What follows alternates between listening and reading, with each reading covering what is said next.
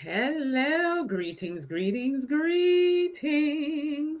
We are back for another live stream, and today we're going to talk about the Canada election, tariffs, Trump, the trade war. And I have a special guest with me. Her name is Lady O, and she is or was, she'll let us know, a political candidate. So, welcome. Welcome, Lady O. Tell us a little bit about yourself before we get into this conversation. Thank you so much, Emma. First of all, thank you for allowing me to come on your platform and have the discussions about tariffs, trade wars, and Trump and the ballot box. So I appreciate that. So I entered into the Canadian political system in 2020 during the whole lockdown situation when that happened. Prior to that, I was like many Canadians, just minding your business, getting to work, if you're a mother, a father, you're just doing your daily routine in life. And then 2020 came, and it made everybody pause. And then I started to see the reactions and the conversations and the narratives that were being pushed out. And so I started to hear different conversations from different sources, and it was not aligning. And when it started to be pushed upon me to make decisions for me and my children, decisions that I'm always very intentional of researching before I make a decision. I started to see that there was a huge discrepancy of the information. And then the mainstream media here, which was the mostly government funded media, was saying so much against what we were finding out. And then I started to see Canadian doctors and nurses and even law enforcement losing their jobs for speaking out. And that's when I started to be concerning, because I'm like, this is not the Canada that I knew what was happening. And it was all around making critical decisions about my life and my children's life.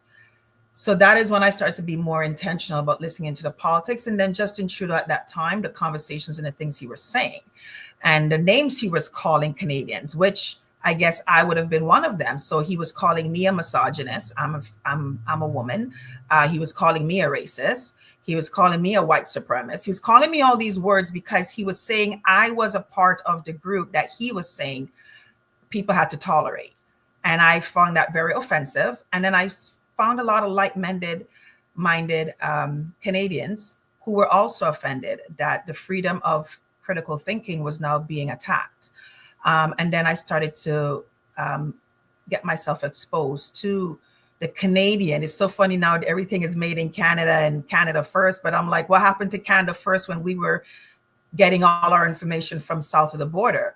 And now we found out Fauci, fast forward, he had his testimony and everything that we were saying here north of the border, he's now validating to be true, but nobody's listening. But when the Canadian scientists and virologists and experts made in Canada, yay, were speaking, they were being silenced and they were being threatened. And we were told, just listen to the American version, the American narratives. But even south of the border, there was many south of the border that were saying, hold on, there's some more information that you should be exposing yourself to, even to our politicians. So I started to get really weary, and it felt very weird that our politicians were being selective with critical information that was affecting our lives. So 2 weeks to lockdown went to 2 months, went to 2 years. Then this is around the time when I had 4 children and one of them were just graduating. His 2020 year was shot. Anything of scholarship, anything of academics was just gone. And many, like my son, they have been pursuing their dreams, depending if it's athletics, from since age 10, age 11, to this goal of being recruited, getting a scholarship. For those who are academics, they were sacrificing tutoring and going to all of these academics to get this part of their life as the 2020 graduation. And the graduates of 2020, my heart still bleeds for them because of what that year did to them. And for adults who say education was so important And we've been telling our children, stay in school, don't do drugs, don't have premarital sex, or, make sure that you don't go out there and, procreate before time. And they were doing everything right. This is why I resonate with Pierre Polivier. You were doing everything right, and the rewards didn't pan out. And they saw adults that just didn't care about their mental health and wellness. So that's how I got into politics. My background prior to that, I was a youth outreach worker for the city of Toronto. I was the first youth program development for the city of Toronto when it amalgamated. So youth has always been a passion of mine. So when I just saw the ramifications of the children's mental health, the emotional wellness, it was just so atrocious. So that's how I started in 2020 politics. So I ran federally, independent, and then I started to be intentional of going to all the different levels of government, and I ran provincially. Doug Ford apparently is holding that against me because I ran against his party. Then I ran municipally to be in the school board because of all of the ideologies that was coming into our school system that so many trustees were allowing to come in. So that was my entry. So 2020 was a year for many beautiful things. So here we are. And so now here we are, 2025 election. It has been an interesting few months, especially with Trump being elected in the United States. Shout out to my American brothers and sisters. And this tariff tit for tat that's been going on. I mean, he starts by saying he's going to charge 25% tariff, and then he doesn't. And then he says he's going to do it again, and he doesn't. And then when he says he's going to do it, a bunch of premiers either fly down to Mar-a-Lago or they get on the phone with him, and then he says it's on pause again. So we've been dealing with this alongside our election. So let's talk about the candidates in Canada right now. Mm-hmm. So this should be interesting. So we have these four. We've got NDP leader Jagmeet Singh, right? And then we have our Liberal leader, Mark Carney, who is currently the Premier of Canada. And then we have Yves Blanchette, and he is our Bloc Québécois leader. And then we have Pierre Poilievre, who is the Conservative leader. And so these are our four.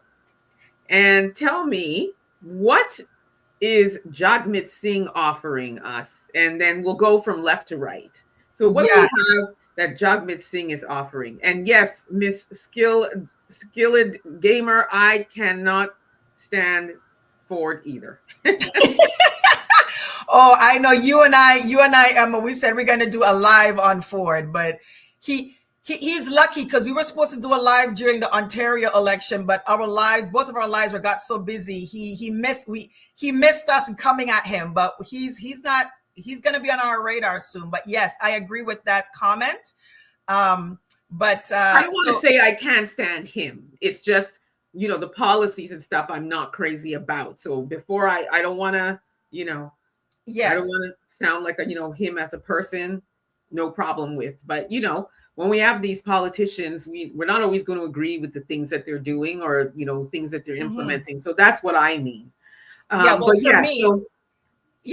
me, I don't like him. I don't like him. And I don't like his policy. So thank you for being so politically correct, but I am a straight shooter. Yes, Miss Skilled Gamer. She said he's a liberal. He is a liberal wearing blue. And this is why he's called the progressive conservatives. And again, I've had my running with Doug. I gave him the benefit of the doubt. Again, he showed me his colors during 2020. 2020 was an eye-opener for so many things for me. But recently I gave him a second shot because somebody from one of his party writing association members we cross paths, and they keep reaching out to me and, wanted me to give him a second shot because of how he responded during the lockdown. And I was very vocal. I did not hold, because again, I ran provincially again, and I was very vocal against him. And I guess, as I said, he's held that up because I had a call to give him a second chance I, start seeing him again, they said, he is remiss. He also went publicly saying, hey guys, we got it wrong. Please forgive us. This is when he was, allowing bylaw officers and everybody to go and ticket parents to, have their turn at the playground. And then, he started to feel the pressure. And so he went and said, hey, folks, I got it wrong. And so Doug likes us to forgive him for for the actions that has destroyed the lives of our children. But he seems to want to hold grudges of people like myself, who was on the right side of history and on the right side of our conscience. So I was told, to run for my riding, because he's a changed person and, all this stuff, and send in my CV, got a response very quickly stating, when can we interview you? And then I confirmed the interview. So hours after the day of the interview, I went in my email to look for another message completely unrelated, because I was on my way to go somewhere. I changed so many things around to be at this interview, to be the candidate for my riding that I've lived in for over 12 years, and my roots and everything's been here, went to school here, my children are raised here. I have roots here in Scarborough-Guildwood. And then I saw an email from them saying that the PC party, Doug Ford party, the PC party sent them an email. No, the PC party reached out to them and told them not to interview me. Just one sentence. And I said, okay, why? Like, what's, no response, nothing. I sent back another email, no response. And then later on, I got a communication from a little birdie from inside that says it's because of the fact that I am not a person that he knows that I'm not going to sell out. He knows I'm not, he can't get me as a token. He knows that I'm unapologetic. I'm going to say what I mean what I say.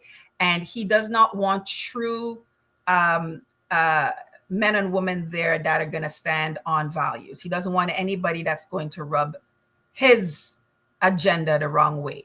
So then I'm like, what agenda is that? So little by little, things are unfolding that Doug Ford is not who people think he is. And everything that he supported, hence why he was public about loving Justin Trudeau, call him his best friends. I did some episodes on my platform about that, and also talking about Chrystia Freeland. He's in love with the liberals. I've never seen a conservative, quote unquote conservative, so much in love with liberals. The more you get to know Doug Ford, the more, me personally, I don't like him as a person. And it started from when he flip-flopped in regards to parental rights here in Ontario in our education system. He came in promising all of us that he was going to take away certain curriculums that were dangerous to our children, and he didn't. So that was the first sign that he's a man that is not a man of his word. And I think that's why they don't like Trump. So here we go into the tariffs. I think that's why they don't like Trump. At the end of the day, like Trump, hate Trump, he's a man of his word. He's going to do what he said he's going to do. Oh, yes, that is right? True. Except for when we're talking about these tariffs so far. I mean, I know some were implemented, but he keeps flip-flopping where that's concerned. So I don't know. Yeah, well, the flip-flopping Trump. Okay, so he is consistent in telling you he's coming after the tariffs. He's making America number one. What people are saying he's flip-flopping is the on and off, the percentage. It's all strategy. And when I went down to New York and I attended the Three Americans event with Chris Cuomo, Stephen A. Smith, and Bill O'Reilly. And I purposely flew down there because I really wanted to hear what was happening and also have an opportunity to speak to them, specifically Mr. Bill O'Reilly, because I watched a couple of his content and he seems to be very close to Mr. President Trump. Like he has his ear. And I wanted to have Bill O'Reilly's ear, even if it's for a couple of seconds, to let him know Trump's effect in his narrative that's given the liberal this second wind of survival, right? And how they're making him the bad guy when Trump is not our bad guy. Trump did not destroy Canada. Mark Carney and Justin Trudeau did. And I did a post on my X page on that. Mark Carney and Justin Trudeau are the reason why Canada is where we are right now. Mark Carney, I am in 100% right? agreement with that. From Okay. the day Trump came, I'm like, why is Trump our enemy? Because we talk about foreign interference. That's the best foreign interference we've ever had in our life. Donald Trump is the best foreign interference we have. And let me explain why. It took somebody outside of Canada to make our government started to do the things that we were already talking to them about. Pierre Poilievre, everything that Mark Carney is trying to say, elbows up and all of this nonsense, and he's just a plagiarist, right? Is exactly what Pierre Poilievre has been saying all this time. So now when they're trying to say, oh, you and Mark Carney are the same, what are you different? I'm like, I'm sorry, they're not the same. Mark Carney plagiarized, and I guess that's why now they're talking about his academic integrity, because he's already, to me, not an integral businessman, because as soon as Trump won, what did he do? He took his business south of the border. He's not a man of integrity. He's never put Canada first. Girl, I can go on about Mark Carney, and we're going to get to him. So let's just go to Jagmeet before I go on my tangent. Yes. Okay. So let's talk about what each of them is offering to Canada. What's their like main policies? So we'll start with Jagmeet. I'm sorry. When I hear his name and I have to talk to him, this is what always happens. I laugh. And I always ask myself after, lady, like I have conversations with myself. Honestly, I talk to myself and I answer myself. And I say, why do I always laugh every time I have to talk about this man? And because he's a joke. He's a joke. Notice when I talk about Carney, I get very serious. When I talk about Jagmeet, I laugh. Because this man has been so successful in pulling the best con job ever for the NDP. Listen, the Honorable Tommy Douglas of the NDP party, he is the reason why we have the quote unquote universal health care in Canada. We have to give credit to that NDP member. And there's never been one ever since. Jack Layton, I guess, as close as possible, yes, right? But I'm always in shock when I see what the NDP grassroots has allowed with this man called Jagmeet Singh, and he likes to call him Jagmeet, right? Yes. Okay. So, but what are they saying that he's offering? Like, what's his policy? So he's very socialist. So him and Bernie Sanders, and again, for your American audience, there's a lot of similarities here.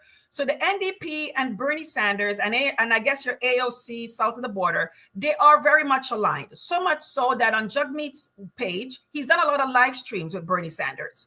I remembered when Kamala lost, he sent out an email blast here in Canada. Jagmeet, the leader of the NDP Canadian Party, sent out a blast for Canadians for us to rally ourselves up and donate to assist in this campaign protest against Kamala not winning. And he has Bernie Sanders on his platform before.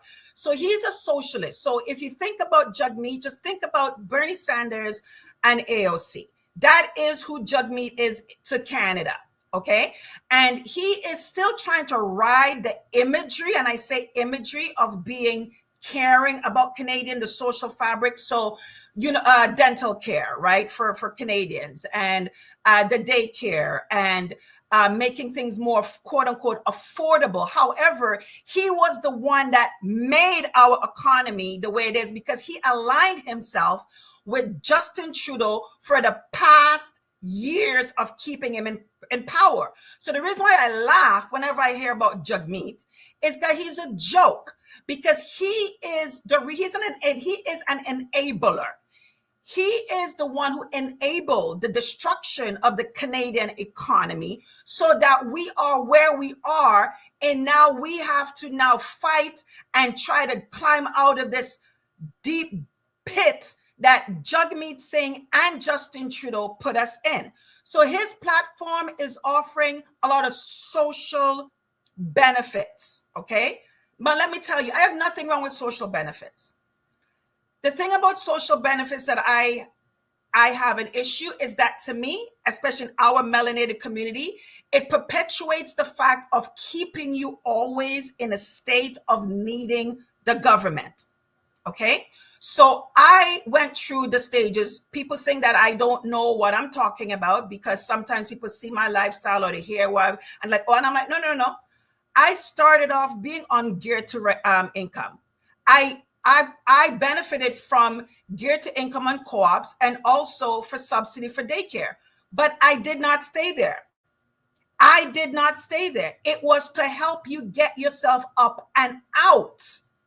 The issue I have is the social systems that he and others like him, south of the border, Bernie Sanders, AOC, and here Jagmeet Singh, is that they have a system that wants to perpetually keep a generation, the next generation, always on assistance. So all Jagmeet Singh is offering is, to me, ways in which to keep you always needing the government. So the dental care. Okay. He talks about the dental care. It's to help those to get their teeth fixed, to get things and procedures that they would not be able to get because they don't have coverage and they don't have benefits. I hear that. On the surface, it sounds great. And for people who actually get the service done, they're like, lady, I mean, it sounds great. I got my teeth done. I hear what you're saying. The issue with that I find with it keeps those people in a state of knowing that once you no longer qualify in your income bracket, you no longer can afford. So again, it keeps you wanting not to leave that income bracket. That's my problem with the NDP and the AOCs and the Bernie Sanders of the world, North and South. Their systems is not a help to get you up and out. It's a trap to keep you at a certain level. So the NDP platforms, it's, the daycare. Again, I benefited from geared to income daycare, but again, it was for me to get myself up and out that I can now pay the type of service I want, right? I can choose the daycare provider, the environment that I want for my children because I don't have to rely on social assistance anymore. So that's his platform. He's a socialist. It's about, he says it's a social safety net. He's also very much talks about racism and the LGBTQ. He's very union geared. That's what he says. But again, I worked in a union position and many of the unions are now like management. As a union worker paying your dues, you are not really free and you really don't have the support that people think that you do as a union worker. So again, it's all imagery with the NDP. And recently, I just did a post on my X. He literally called disinformation and misinformation with the actual fact of over 200 Christian churches that were vandalized. But before you go further, let's play that video. Yes, please. Of a black reporter, melanated woman reporter from Rebel News, who asked him about that. So let's go ahead and play that. News. Your party takes great pride in standing against hate such as white supremacy, Islamophobia, and all. Sorry, I didn't get your outlet. Drea Humphrey with Rebel News. Okay. Your party. You know where I'm going to go with this, though, right? Can I speak? Yeah, you can. I'm just going to say you know where I'm going to go with it, though. Your party takes pride in standing against hate such as white supremacy, Islamophobia, and online hate speech. Yet you stay silent about ongoing attacks against Christians, even after conservative MP Jamil Javani's order paper question revealed that over 200 churches have been targeted by arson and vandalism since claims of remains being discovered at former residential schools swept the nation in 2021. These claims have been disproven by bands that excavated and remain unproven by those that have not. Will you condemn the rise in acts of hate against Christians today and explain what your party will do moving forward to keep Christians safe from hate in Canada? Again, thank you, but I'm not going to respond to an organization that promotes misinformation and disinformation like Rebel News. So no, I'm not going to respond to your question. Please keep the questions and answers short. Disgusting. discussing, and she repeated it again, because I watched that clip. She says, maybe you didn't hear me, and she repeated it again. And right? she was like, can I speak? And right. he was like literally interrupting her. And Yep. instead of seizing the opportunity, look, you are running for prime minister of this country, okay? And this is a serious matter, uncovering all of those bodies and the white supremacy and the hate that's going on against Christians. This was an opportunity for him. And listen, we have a massive Christian community in Canada, okay? So had he responded, and I mean genuinely, he might have had a chance. But the way he responded and said Rebel News is known for misinformation, what is he talking about? He literally tried to gaslight, because I would if the viewers, again, if you go on my X page, I have the full video, because she repeated again, and she says, maybe you did not hear me. We have, and she repeated it again, and then she added on, how are you wanting Canadians to vote for you if you're stating that you're a party of this, and this, but obviously you're supporting Christophobia? Because now she even used a word. I was like, there's such a word called Christophobia now. I'm like, girl. And he again repeated, he goes, it's questions like that. You should hear what he said. It's questions like that why I don't respect Rebel News, because of misinformation, disinformation. I'm like, dude, it's on record. 200 churches here in Canada has been destroyed, attacked, firebombed. It's a fact. It's not misinformation. And okay, let me calm myself down. That is what happened in 2020 when they talk about misinformation and disinformation for things that are factual. So what he just did there is a rinse and repeat of what he did in 2020, aligning himself with Justin Trudeau, when reporters, independent reporters, not the ones funded by the government, not mainstream media, when independent reporters like Rebel News, like Journalists for Self in 2020, was bringing to politicians just like Jagmeet Singh and Justin Trudeau the facts about what is being revealed, what other scientists, what other countries were doing. Let's not talk about Tanzania, and that's why they didn't like Magufuli, right?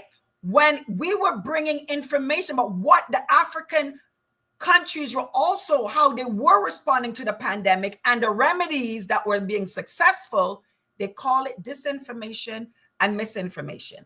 It's exactly what he just did now. 5 years later, he's still doing it, and it's actual facts. So and this is the leader. This is why I said I laugh at this guy when you call his name. This is the leader of the end. Tommy Douglas and Jack Layton, rest their souls, would never have responded to that journalist like that. The NDP leaders of the past would have never disrespected a journalist like that.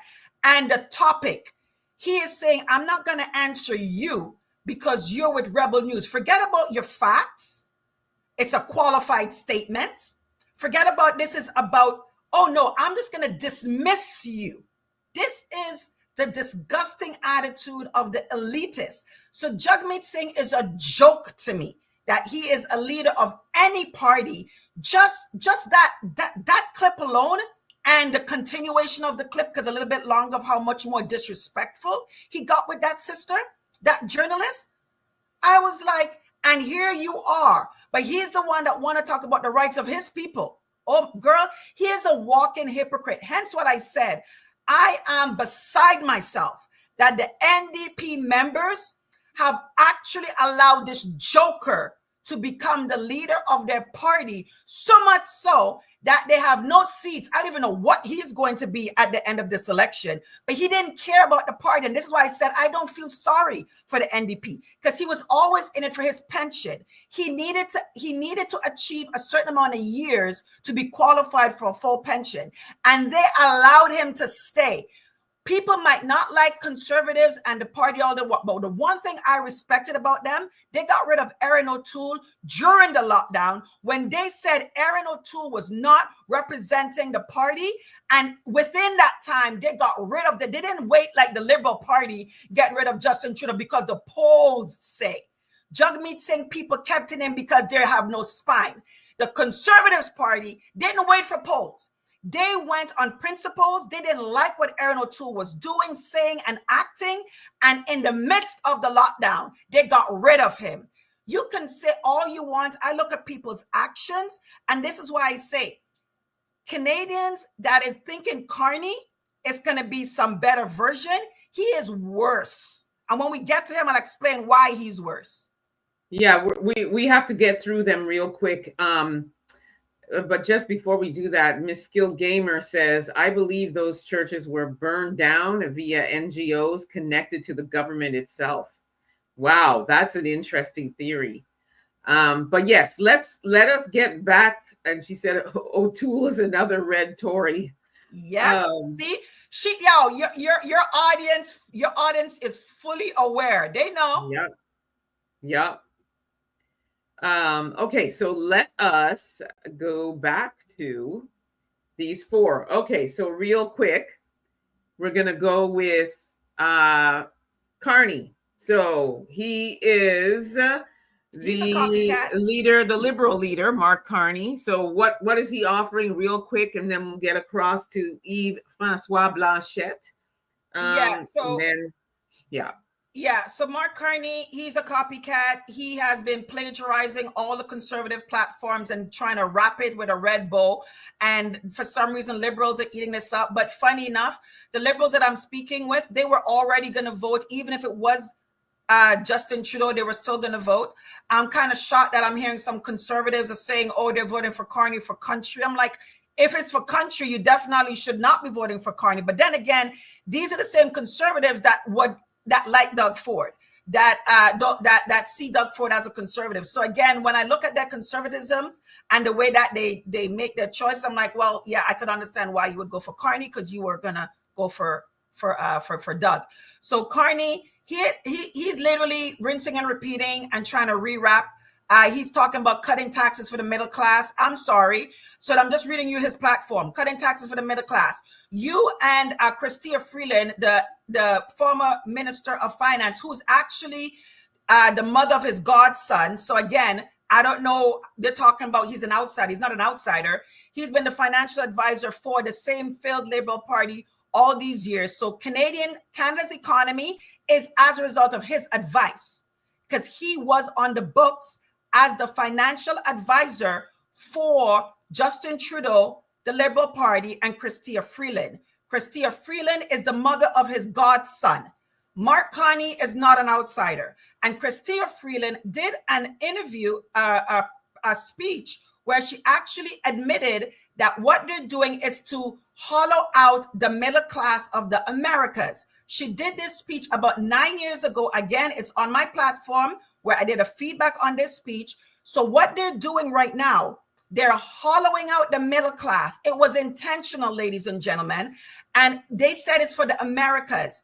My brothers and sisters south of the border, we are all Americas. When they meet, and a lot of things I've learned, again, when I stepped into the political realm, when they meet every year, there's a meeting of the Americas that they do every year. It's North America, Central America, South America, and the Caribbean, which is part of the Americas. We're all part of the Atlantic. So we are Americans. So when Trump make the statement about the imaginary border and people think he's trying to annex us, he's literally trying to let you know the truth. We are all connected.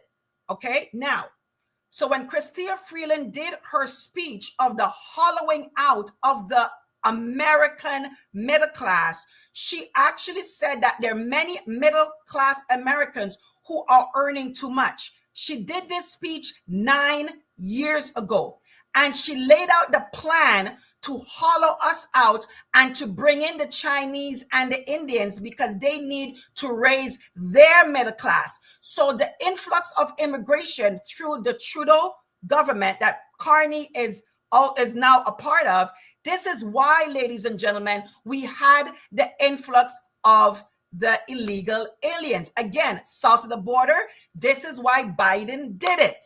North of the border, Canadians, this is why Trudeau did it. They told us. But again, just like many of you, I don't blame you. You were just as busy as me.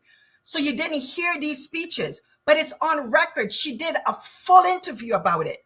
So when he says cutting taxes for the middle class, it's the same middle class that they admitted that their intention was to hollow us out. That is her words, to hollow out the middle class Americans and to elevate the Chinese and the Indians. So where we are right now is not by mistake. It was intentional. So his next statement, ambitious housing plan since the Second World War. Carney, that's laughable because you are inheriting a party and all his ministers that he's keeping in cabinet supported the Justin Trudeau legacy of not building any houses. Now, his next one about apprenticeship training for skilled trade workers. Again, he talked about covering the cost of apprenticeship. He's trying to plagiarize the conservative plan of boots and not suits. That's another statement that P. Olivia is talking about, the apprenticeship program. Protecting Canadian auto workers to stand against the tariffs. Now, again, if you read the fine print in the tariffs, this is really about China. And Trump is wanting all the Americas to stand on our own 2 feet. So, ladies and gentlemen, Canadians and Americans, Trump is trying to get us to stand on our own 2 feet, and he's trying to mitigate the influx of the Chinese influence even in our economy.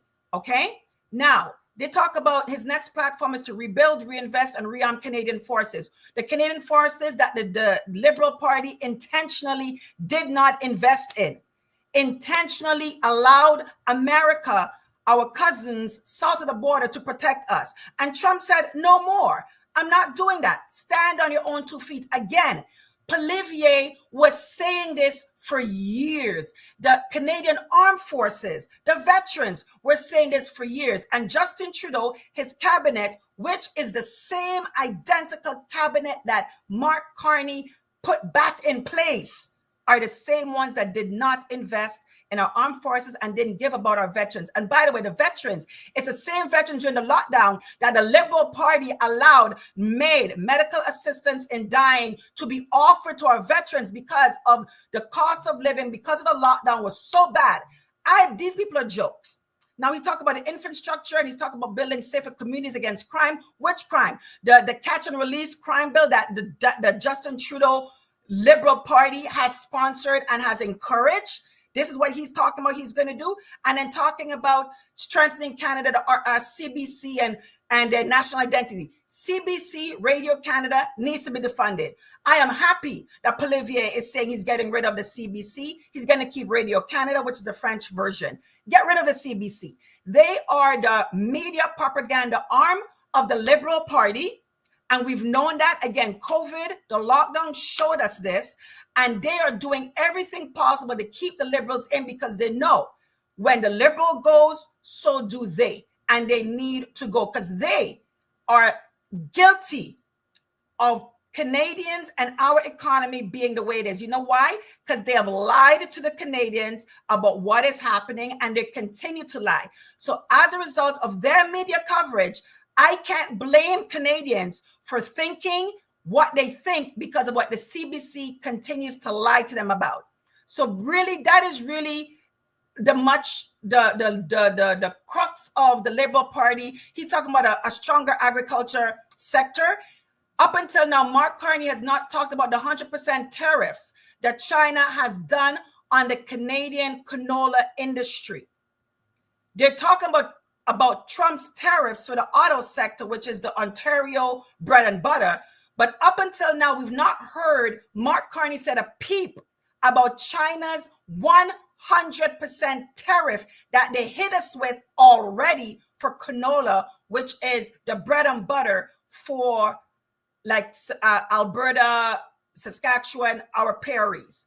So he's talking about the agriculture structure sector, but he has not mentioned what China has done right now, 100% tariffs on our agriculture. So he's a joke too.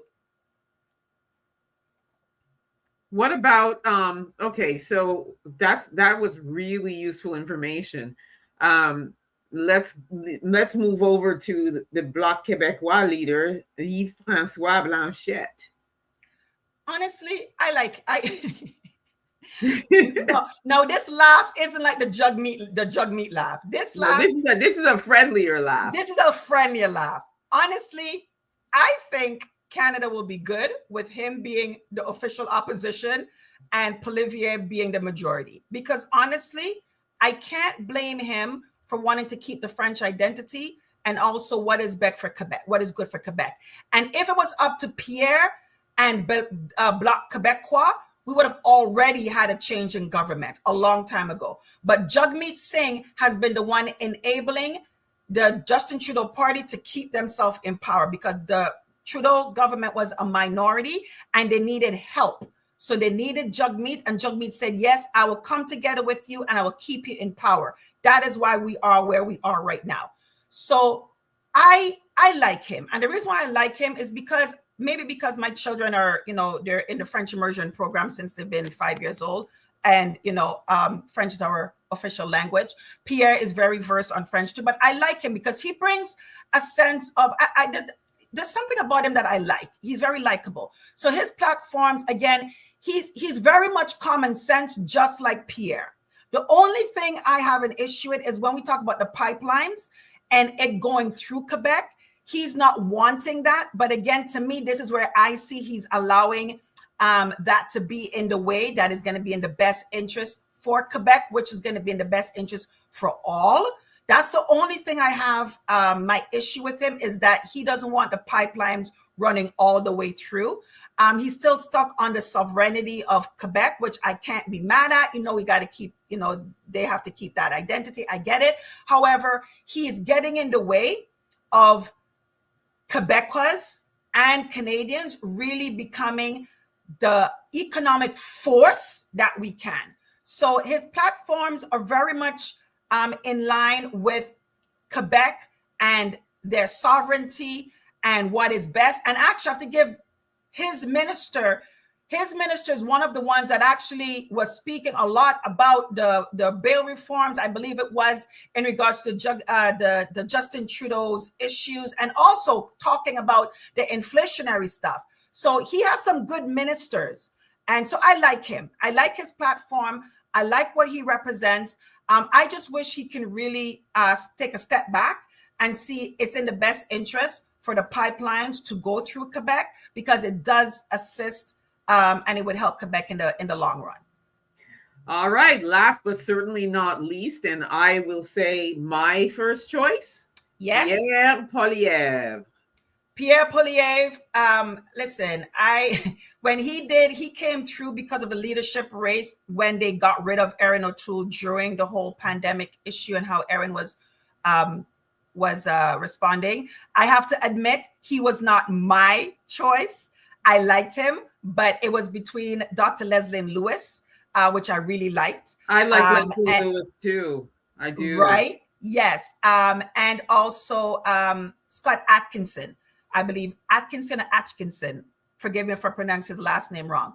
Those two I like because, for leadership, Scott had a really good backstory. He is truly, we talk about putting in the hard work. Leslie Lewis, she's also put in the hard work too. So those are my two. Pierre, he was not my choice per se, but at the same time, I didn't have anything negative to say about him. So he became the leader. We're good. We're happy. What I liked about Pierre, he's been consistent. When people want to throw daggers that he's a career politician, I laugh. And my laugh is, so do we call law enforcement officers career law enforcement so we don't respect them? When they come in as junior officers and they work themselves up to chief, do you not respect the chief because he's been a chief for 30 years? What about your physician? When I was diagnosed with breast cancer, my surgeon, do I say, you know what, I don't want you because you're a career surgeon, you're a career medical professional? For teachers, academics, and tenure, do we say, I'm not listening to you because you're a career academic? Those in the military, do you disregard and disrespect your sergeant, your staff sergeant, your major because their career been in military? So how do we now make a mockery and laugh and scoff at someone who dedicated their life, they found a passion, they found a lane, and they worked their way up in it? So him being a career politician, the only career politicians I don't like are the ones who are in it for themselves. Jagmeet Singh, Justin Trudeau, all of those guys, right? Christier, like all of these guys, they are career politicians that need to go. Pierre Poilievre, he wrote a paper, and his paper was way back when. And he talked about if he was ever going to be prime minister, what he would do. This young man has stayed true to his promise. Everything he said he would do, he's not wavered. He has been consistent. So to me, Poilievre being a career politician, it is a testament to his tenacity in staying in something he loves. Again, I have 4 children. I tell him, find your passion and run with it. So if he is dedicating his life to service, to our country, to being a politician, to make sure that there's nothing distasteful about that. That is commendable. What is distasteful is to say that Mark Carney, with some impressive CV, apparently is better. Girl, I've also been in a position where I had to hire and fire. You can have an impressive CV all you want.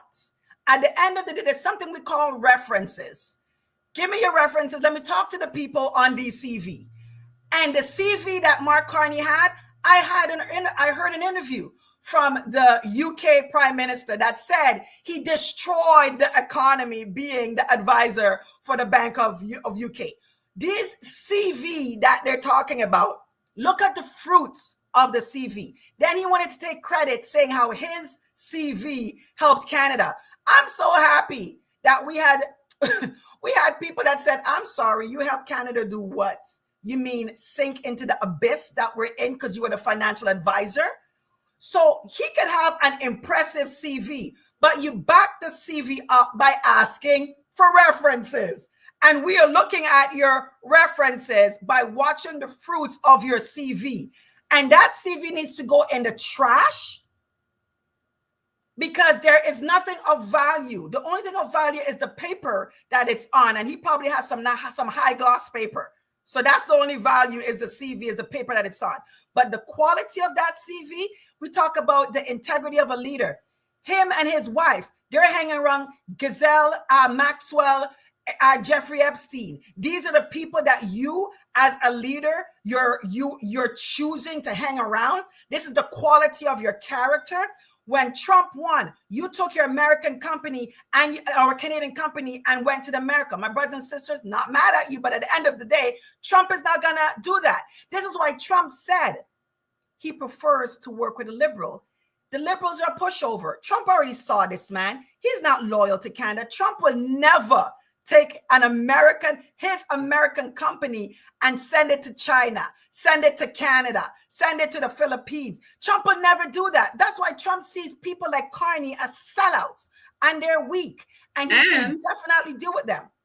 And we're going to play what Trump had to say about Carney and when he said that he wants a liberal because, what you just said, basically, right? So the minister says that they will be implementing retaliatory tariffs. You said if that were to happen, that you would be responding with large-scale tariffs. Will you be following through with that promise? Well, absolutely. But we had a very good conversation. Mark called me today at 10 o'clock. We put out a statement. We had a very, very good talk. He's going through an election now, and we'll see what happens. But we have Liberation Day, as you know, on April 2nd, and I'm not referring to Canada, but many countries have taken advantage of us, the likes of which nobody even thought was possible for many, many decades, And, that has to stop. We're going to end up with a very good relationship with Canada and a lot of the other countries. Some we probably won't. It won't be so pleasant. But I think most countries are agreeing with me. They actually, many of them have actually apologized. They said, look, we have taken advantage. And I don't blame them as much as I blame the people that stood, in this case I can say the men, because so far they've been all men, haven't they? But the men that sat right there and behind the Resolute desk, mostly the Resolute desk, you know. I don't know if you know, you have a choice of 7 desks. The Resolute is the one I like, but some chose other ones. But they sat right behind a desk right in this location, and they let our country be hurt very badly. But I didn't do that. So, but we had a very good talk, the Prime Minister and myself, and I think things are going to work out very well between. Yeah. So he says he thinks things are going to work out really well, and he has a lot of lovely things to say about. But let's just hear. I'm sorry. Geez Louise, Pierre Poilievre's response, because Trump feels like a liberal should be in office, and let's just hear what Pierre Poilievre had to say about that, because he was like, anyway. The president said that having a liberal prime minister would be easier for him to deal with, just as he threatened once again to make us the 51st state. And you know what? On that point, it's true. I'm a strong leader. I'm a tough guy to deal with. I'm firm in my convictions, and I'll always put Canada first. By contrast, in 10 years, the Liberals have blocked resource projects, hiked taxes, and driven $500 billion of investment to the U.S., all while Mark Carney moved his corporate headquarters out of Canada to New York, bringing jobs to the United States of America. Mark Carney will back down, and his Liberal policies will keep Canada weak, just like Trump wants. Giving the Liberals a 4th term will only weaken our country and strengthen Donald Trump. And that's why he wants a liberal, because similar to Trudeau, what's happened for our country, right? But Pierre Poilievre now is saying, yeah, I'm not the one. I'm the new quarterback. Things are not going to be the way that they are. And he wants people that will kowtow to him and, not give any opposition. And all he has to do is say 25% tariff, 50% tariff. And then they're like going over there to kiss the ring. So, that's what he likes. It's like that, that playground bully. That's like, you will continue to do as I say, and I want somebody that's going to lead a country like that. And that's why. And Pierre Poilievre is like, I'm not the one.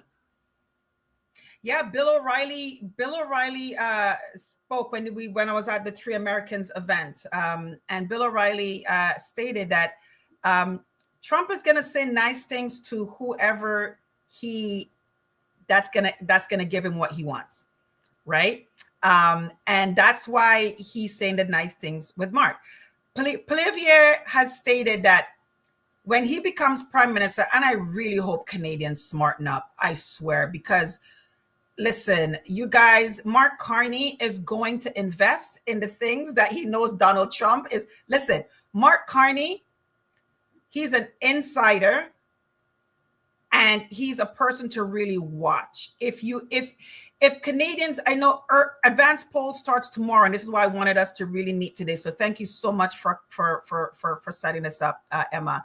Advanced poll starts tomorrow, and they're open the 18th, the 19th, the 20th, and I believe the 21st. And then they're closed. And then election day is the 28th. I ask Canadians, and again, I'm a classical liberal by definition of party support. And that's why I stepped away from this version of Liberal Party many years ago when I realized it's no longer holding to the roots of classical liberalism. And this is why I'm shocked the NDP members haven't done it as well, to just walk away and send the party a very strong message. And it's as a result of my understanding or understanding of what the values are supposed to be. I look at Mark Carney and you can step back and realize that this man is not for us. Everything about his CV, when you look at his CV and you say, what has that done for Canada? It has destroyed us. His advising has destroyed our economy. He advised Justin Trudeau and Chrystia Freeland to make decisions that's benefiting his company. If you notice, and I saw a video on this, an interview on this, Mark Carney, and it came out of his mouth actually. So it's out of the horse's mouth when he's at WEF, like, you know, those highfalutin conferences. And he admitted, this is the thing, people, you know, there's a stating that says, you know, when people show you who they are the first time, believe them. Believe people like Mark Carney when he tells you who he is. He told us, and just like Chrystia Freeland did that interview 9 years ago, the speech, I should say, wasn't an interview. She did a speech about the hollowing out of the American middle class and how they're going to systematically hollow the middle class out. And in doing so, they believe because of their social justice that the hollowing out of us, North, South, Central, and the Caribbean is to benefit Chinese and India's middle class, to elevate them, because to them, when we all rise, we all benefit. And she actually said the American middle class, we are earning too much. Our life and our luxuries are too much. It's not fair. So everything they've done is to hollow us out, ladies and gentlemen. I am not making it up. Go on my platform and you'll see the video of Chrystia Freeland and my feedback on her hollowing out. I show it in context. I show you the whole of it. So I'm not copying. You can listen to the woman herself. You'll be shocked. America and Canada, that this has been their plan all along. So Trump coming in, he knows this plan. He sees exactly what they've been doing to us. So do not see Trump as enemy. He is a gift wrapped in sandpaper. I was saying this to a group that I meet with on Sabbaths and also on Vespas, a Hebrew Israelite group. And I said this to them. And I said, because majority of them are American. And I said, Trump is a gift wrapped in sandpaper. You might not like the outside and how it is, but trust me, when you get inside of it, it is a gift. Even for Burkina Faso and the African continent and the Caribbean, in not him cutting aid, it's a gift to us. It's a gift to them where we have to stand on our own 2 feet.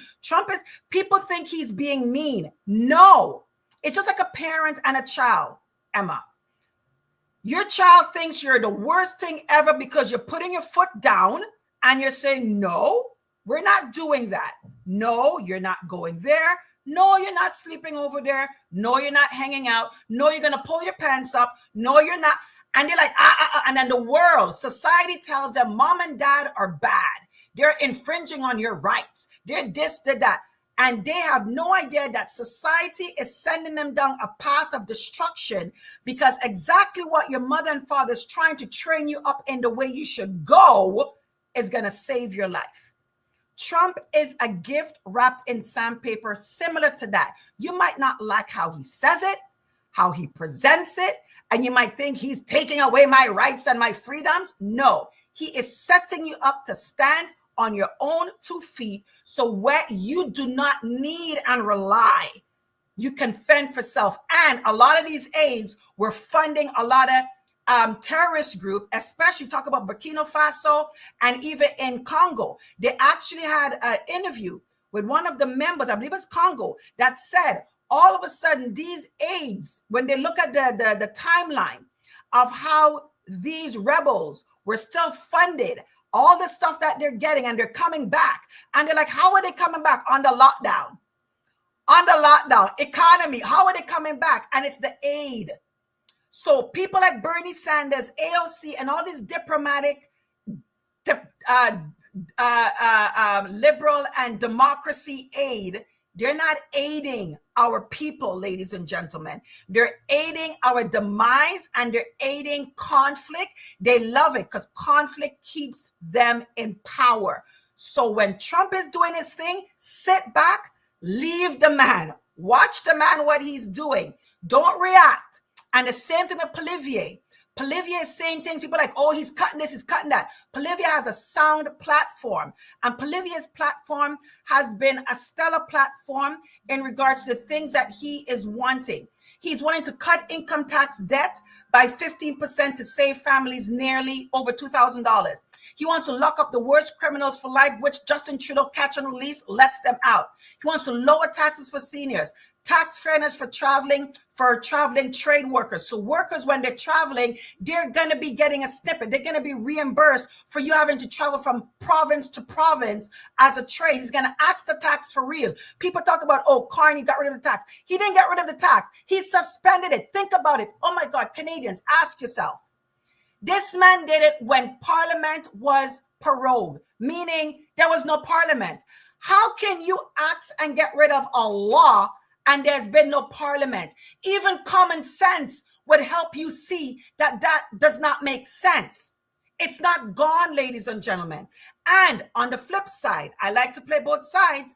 If you're saying he got rid of the tax, you're telling me this man could get rid of the tax like that, and all this time Canadians were suffering and the Liberal Party could not get rid of it like that?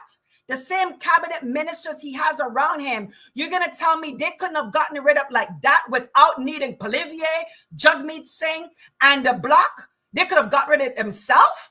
That alone tell me that you could have gotten rid of this yourself and you did it. Interesting. Ladies and gentlemen, stop. One, it's not gone. And if it's gone, it just tells you how disgusting they have been to us all this time. You could have gotten rid of it and you didn't. So it takes pressure from Polivier because you know the axe the tax was what was going to kill the Liberals, and you did it to save yourselves, not to save us, ladies and gentlemen. Mark Carney suspended it to save the party, not to save Canadians. Polivier is going to get rid of it for real, because you need Parliament in session to get rid of it for real, and it's on both, okay? Now, he's talking about training more boots, axing the GST on all new homes under, I think it was 1.3. He also talks about the capital gains, creating Canada's First Nation energy corridor. That's another issue for the First Nations. Listen, Mark Carney, listen, we have to do another one. Mark Carney talks about First Nations. He opposed them being economically independent by them being able to create their own energy. He advised the Liberal government. Remember, he's an advisor. He supported the pipelines not being built while he invested in pipelines outside of Canada. This man is crazy. So Polivier has an amazing platform talking about axing the Liberal escalator tax on alcohol, putting Canada first for a change, committing to end the dependence on US. And that's what Trump wants us to do too. So Polivier has said when he becomes prime minister, he's going to meet with Trump and say, let's renegotiate this agreement that you and Chrystia Freeland, had under the Liberal Trudeau. And let's get rid of tariffs. Free trade should be free trade. Let's get rid of tariffs. Let's build our economy. Let's really make North America great again, not just America. And as we do that, we're gonna see the Central and the South. They're gonna catch on to what Trump is trying to do. And the Caribbean, I know we have our Barbadian prime minister there that is making the rounds, and people think that she's such a great orator for the Caribbean. But if people check in with the Bajans, there's a Bajan. Like there's so many things happening in Barbados. The grassroots will tell you what she is actually doing to her own people. There's things that she's bringing in against her people. She's out here making the world think that she's amazing, but go and talk to the people on the ground in Barbados, and you would see the resistance that is happening in Barbados, but we don't hear about it. We have to connect to them, and you'll really hear what's happening. So Polivier has it amazing. And the beautiful, I want to wrap it up with Polivier in regards to the drug-infested, disgusting problem we have with fentanyl and all other drug use. They're trying to say Polivier doesn't care because he's getting rid of these. Polivier is getting rid of these drug sites that were actually drug pushers.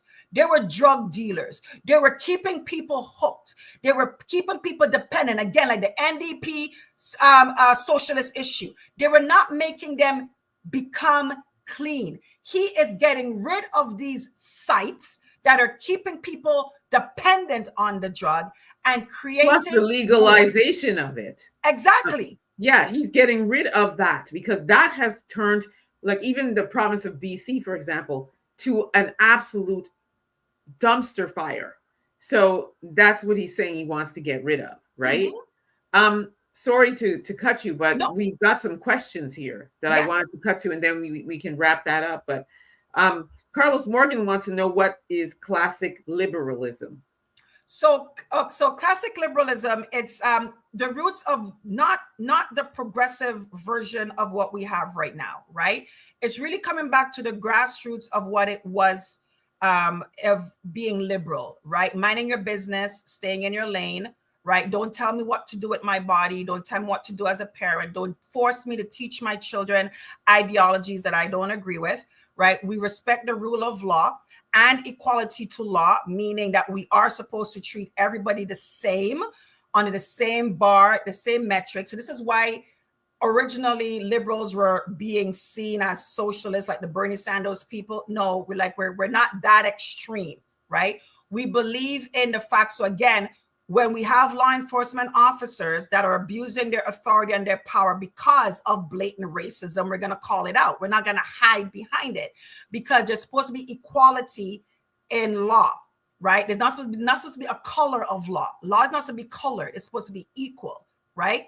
Also, fairness in the fact of, if you do what you're supposed to do, you're not supposed to judge me based on my race. We're based on my sexual identity and all that. What you want to do in your bedroom is your business. Don't impose it on me, and don't tell me I can't go ahead unless I am in this group or in that group, right? Also, in regards to budgeting, we're not going to overstretch. Again, our roots, I say classical liberalism because that is what most Western people would identify.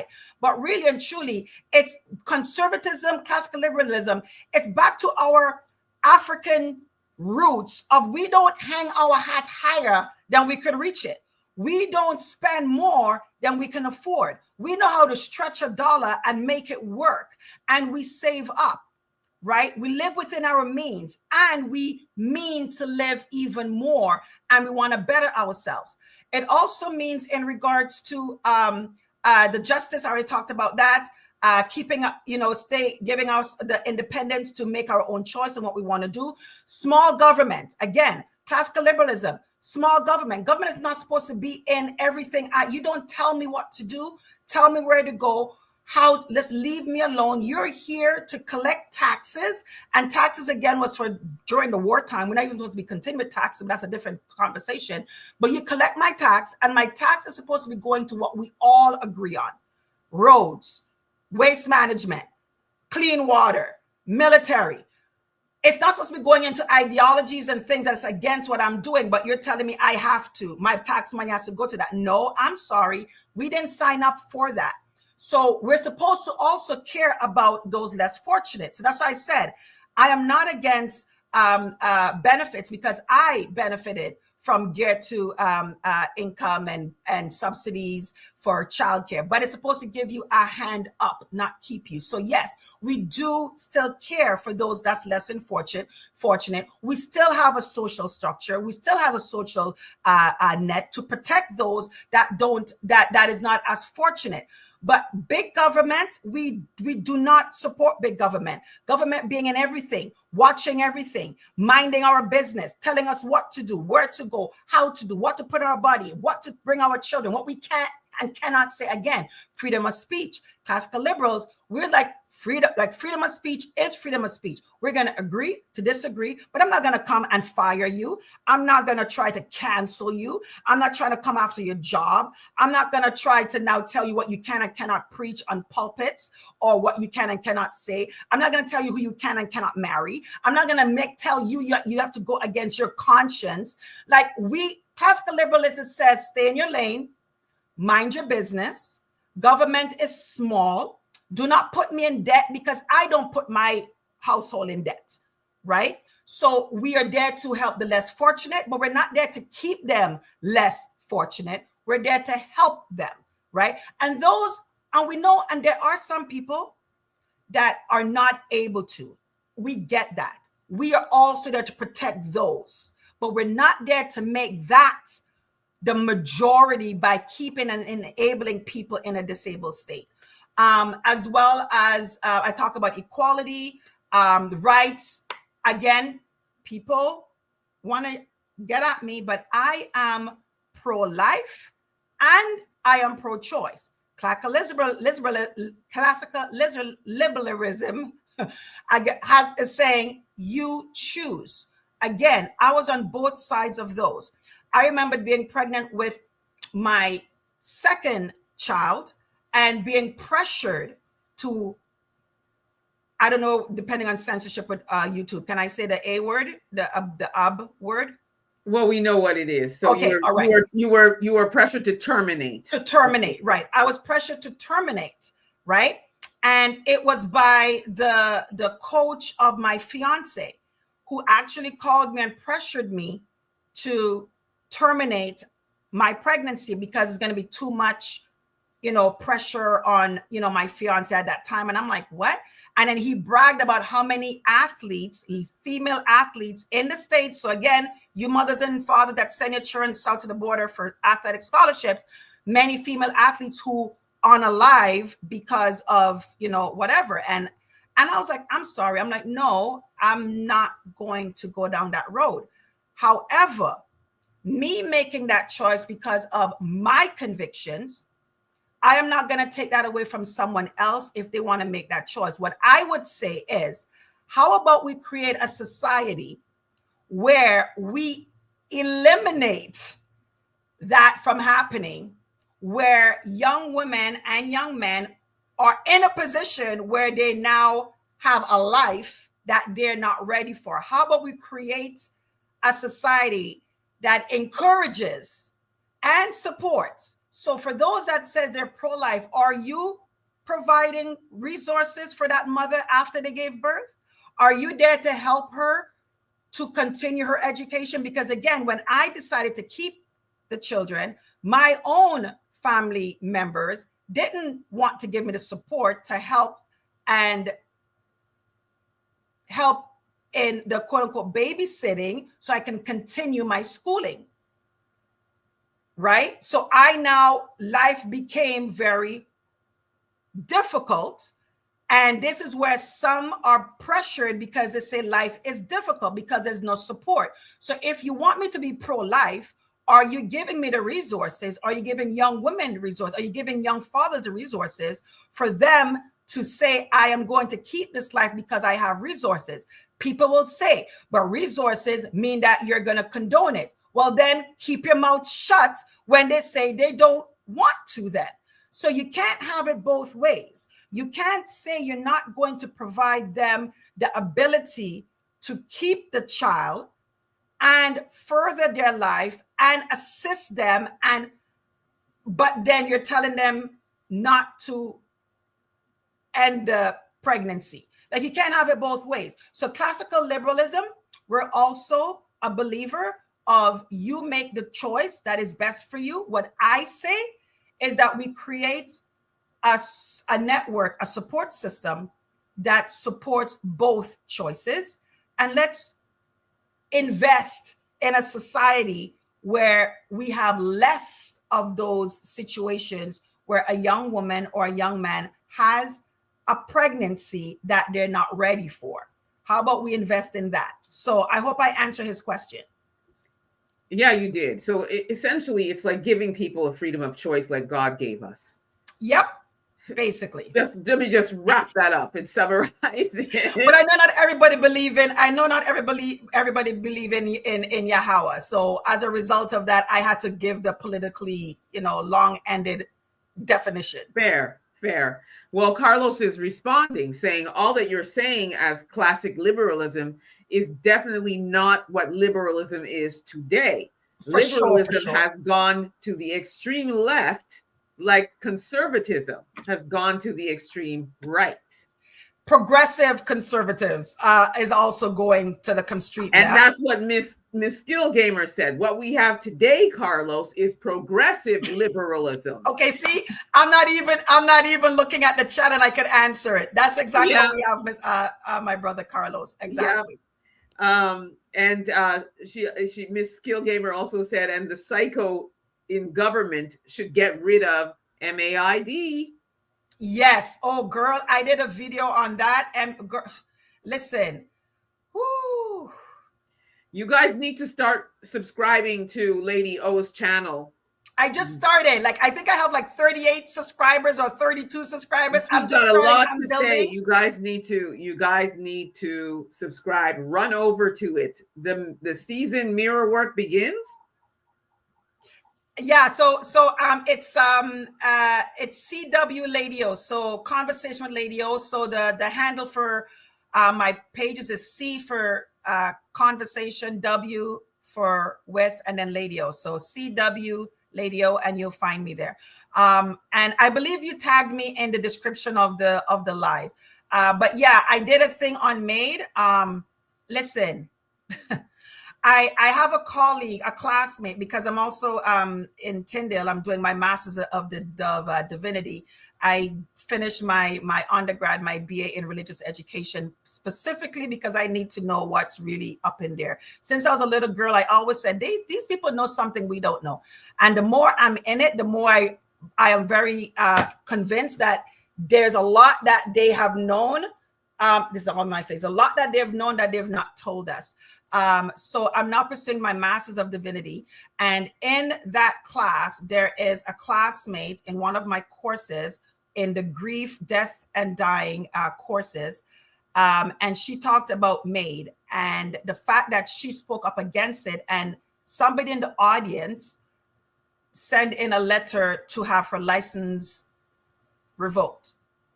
And unfortunately, that's what happens now when we exercise what's supposed to be freedom of speech, right? Yep. And voice our opinion. There are specific groups, topics, people that are you just like, it's cancel culture all the way. If you say what you feel. The same thing happened with the vaccine. People who were speaking against it lost their jobs. People who refused to get it lost their jobs. You know, and it's unfortunately that is what is going on in Canada.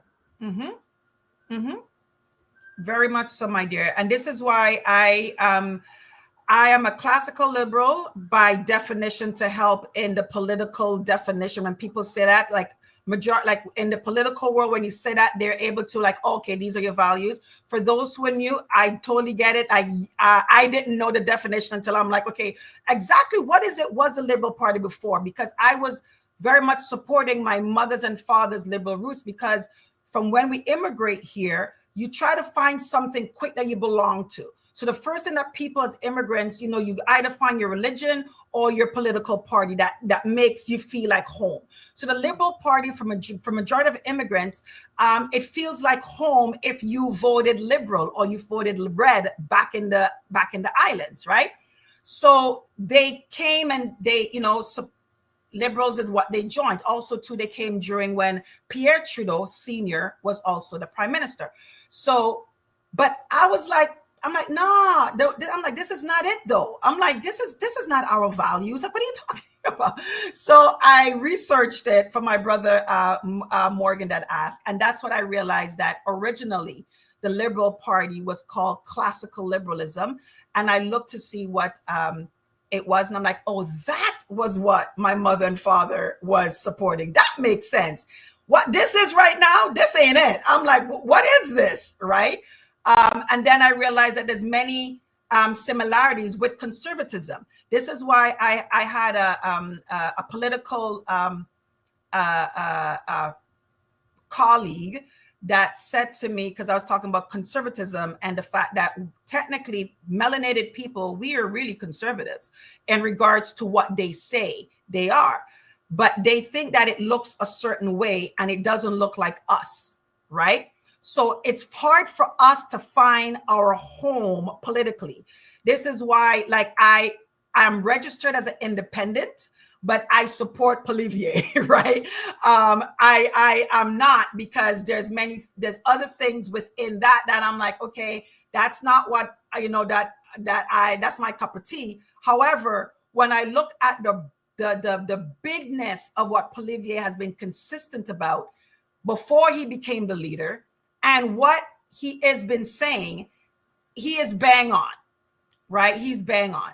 And I was like, no, the Holy Scriptures says when the people are ruled by people with integrity, right, you are successful. When you're ruled by cantankerous, disgusting, people of no integrity, you're in mourning, right? So that's just something that, even though I know many in Christendom or other religious, denominations has admonished or advised their people not to become part of politics, I believe that we ought to be in every spectrum of this human experience because we are supposed to. So for those who want to look up what I'm talking about, it's Proverbs 29 and verse 2, where it says, when the righteous are in authority, the people rejoice. But when the wicked beareth rule, the people mourn. Okay. So again, I am a person that I see myself and my belief spiritually is part of this entire human experience. And that also goes into the political realm, because at the end of the day, we are affected by political choices. So it's up to us to be there. If we're not there, we can't complain with who is ruling over us. So when Caesar says to put something in your body, you might be a little bit upset that you did not choose someone that says you have the freedom to investigate what is best for you and yours. So since you brought up the Holy Scriptures, we're going to pivot. And I'm going to play a video of, my pastor, leader, teacher, and guide, although he's in the United States, what he says about basically voting. Don't vote for nobody. Amen. In order for me to vote, that party got to stand for everything that God stands for. That's it. Glory to God. And when I look at the Bible, that lets me know, well, the possibility, I will never vote then.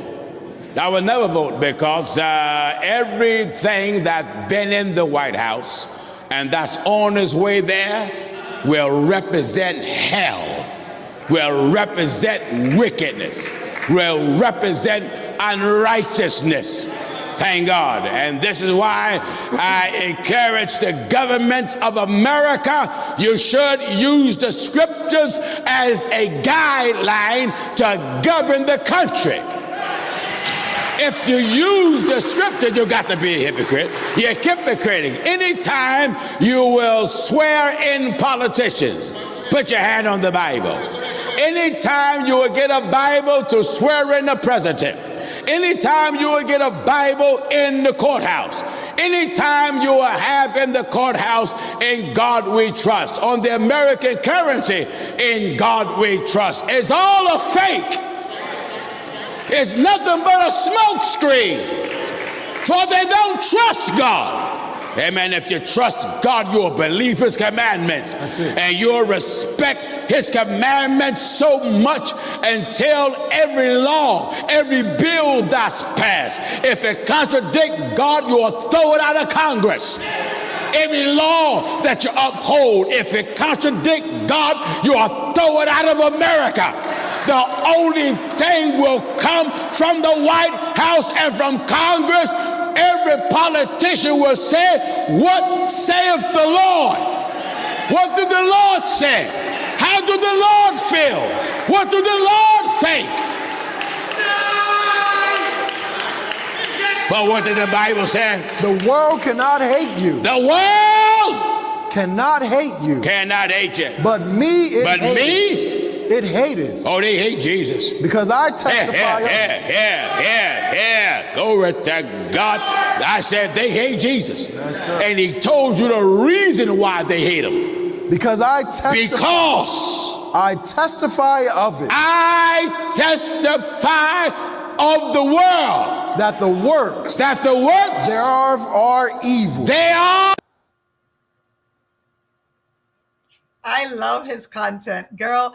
I didn't know too much about Gino Jennings until I think your video got viral. And remember, I didn't even know it was your video. I saw somebody else did a feedback on it, and he talked about this lady, and then he showed your video. I was like, oh, that's my girl. And I was like, Emma. And you're like, lady, oh, it's been viral. Like I said, girl, my head is in the books because I was like in my first year of my master's. I'm like, I didn't know.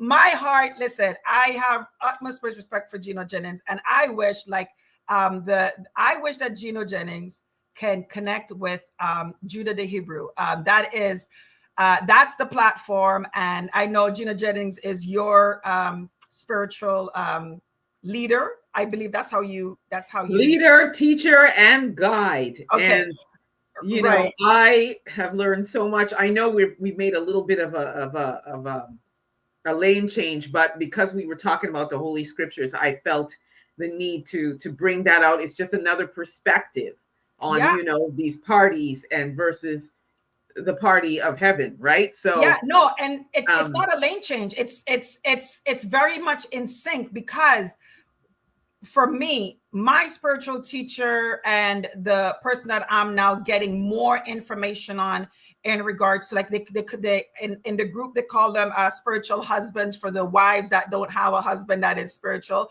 And, you know, he's a father figure to those that, you know, don't have the father figure. But his, it's Judah the Hebrew is his YouTube channel. And they meet on Vespers, which is on Fridays, and on Shabbat.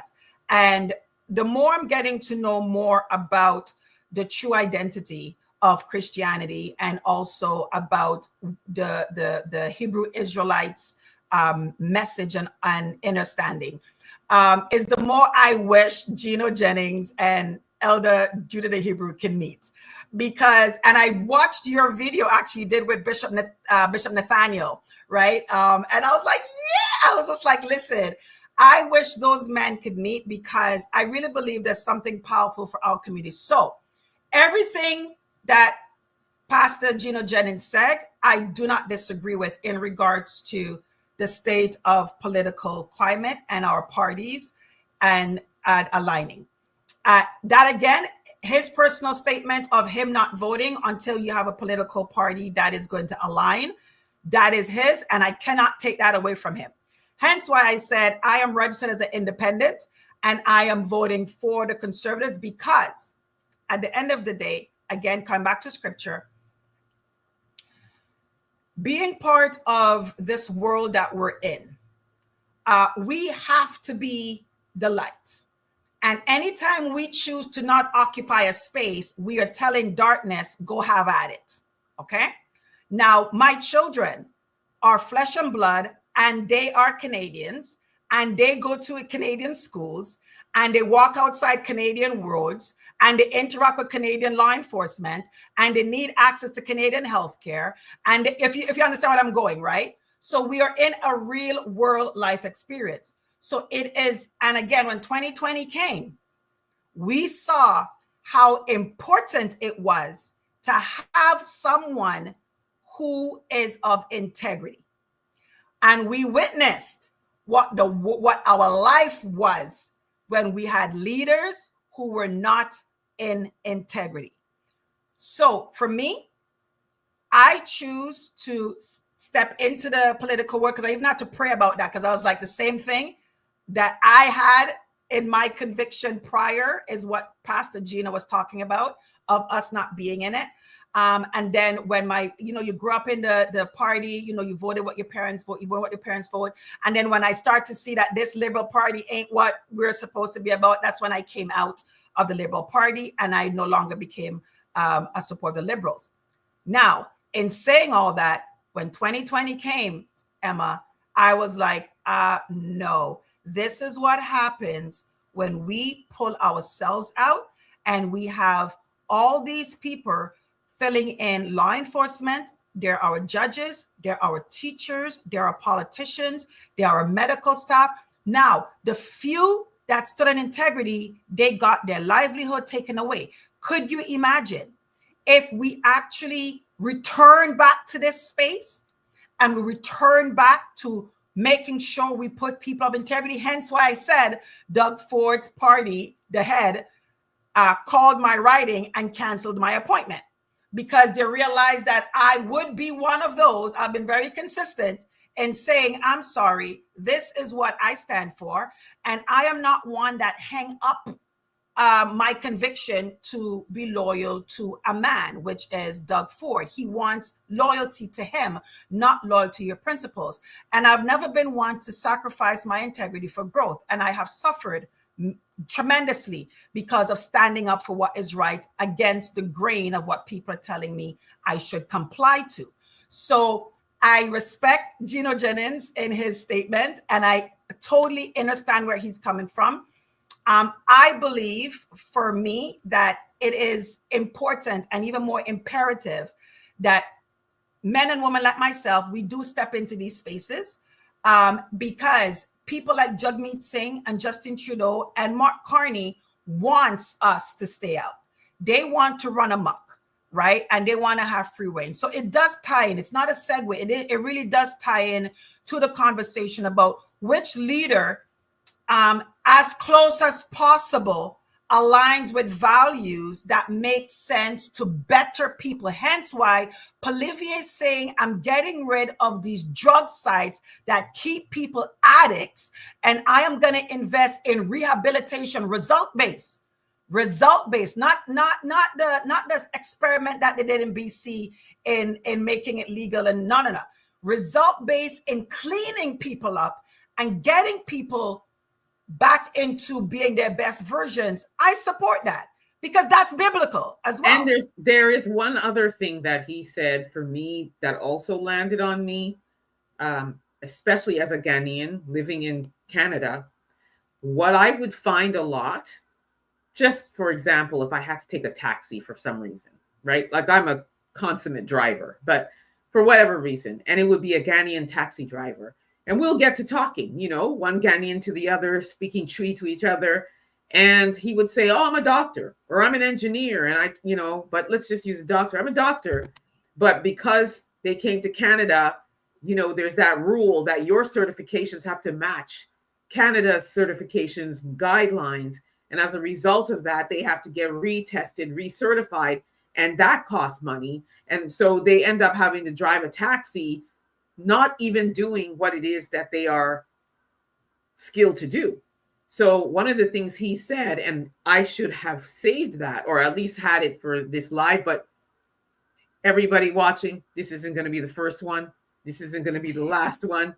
So tune in. We'll be coming back again. Lady O and I we're in election season. So there's going to be many, many more of these live streams as we're covering things as they unfold.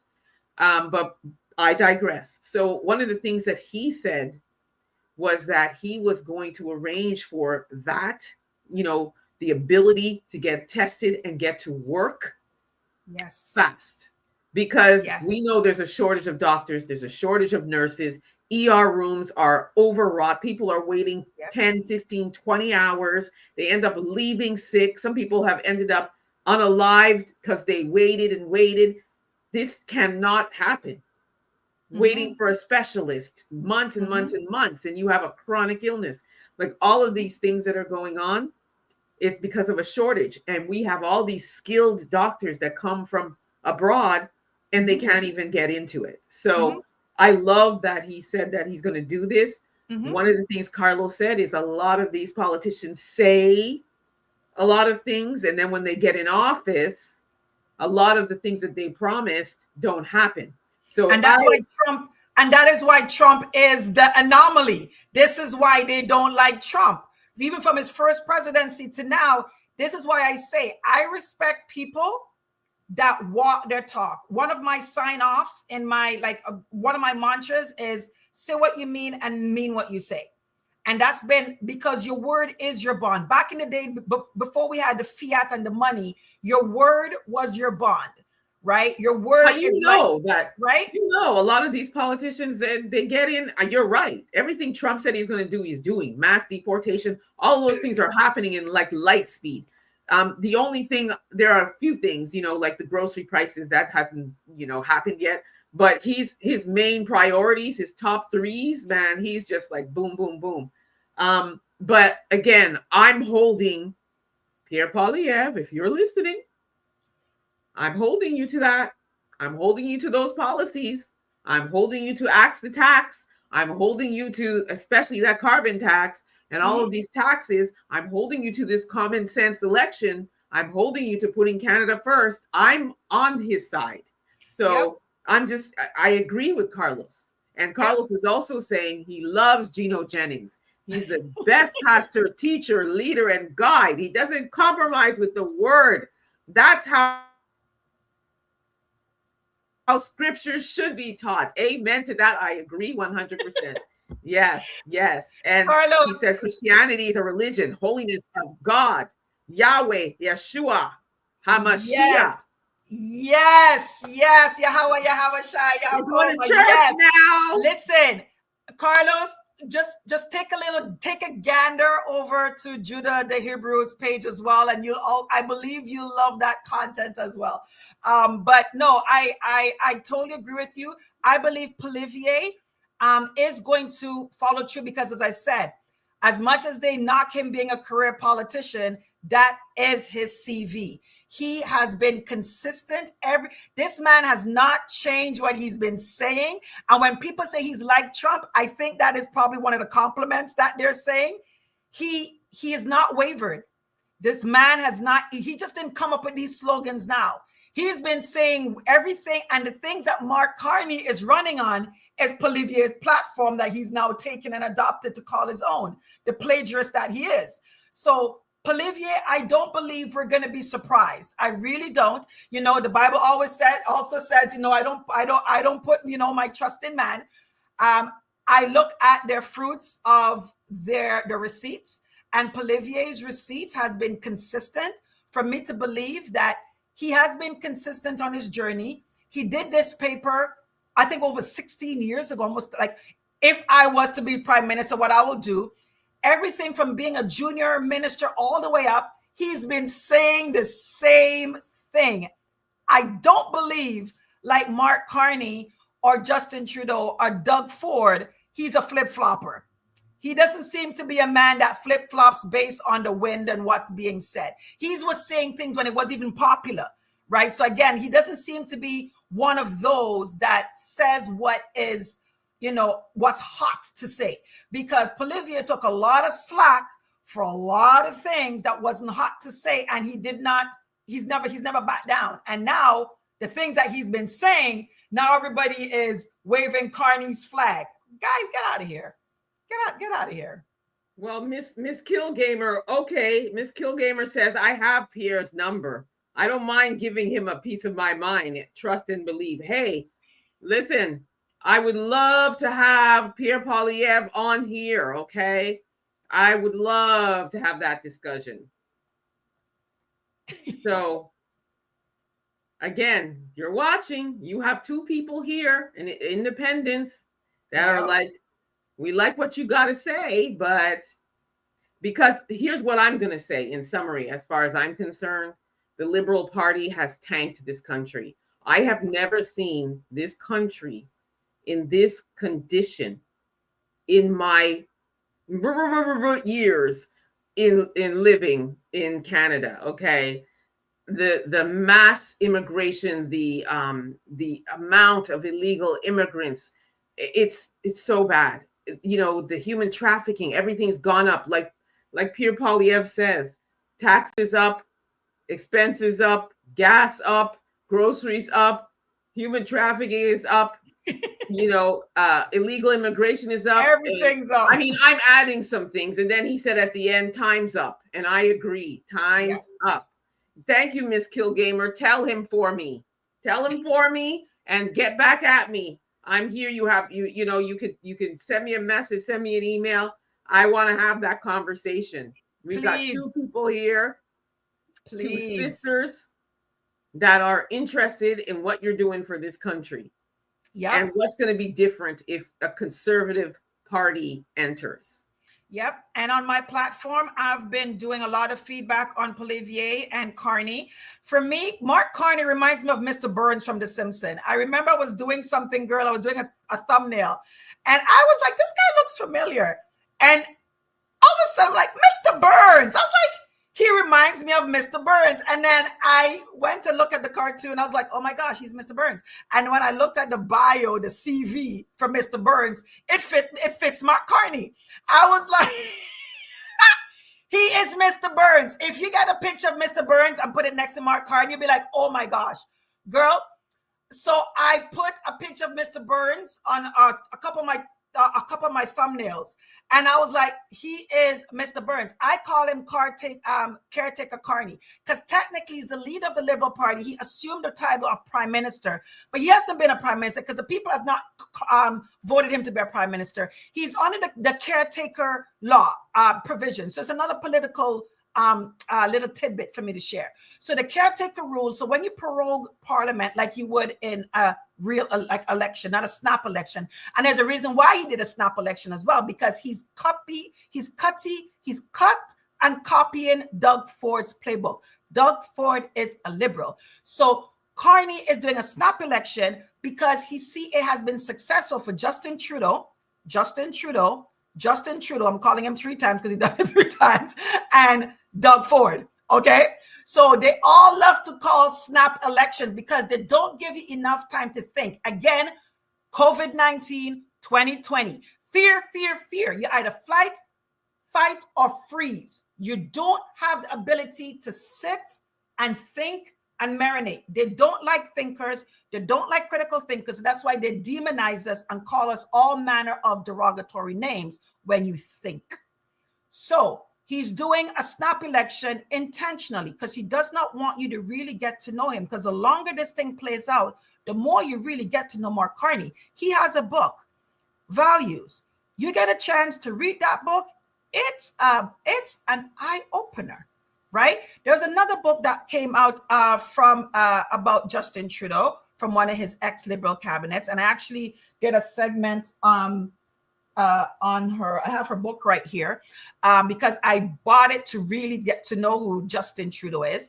And Mark Carney and Justin Trudeau, they are very similar. If anything, I would say honestly, Mark Carney is worse. He's Justin 2.0.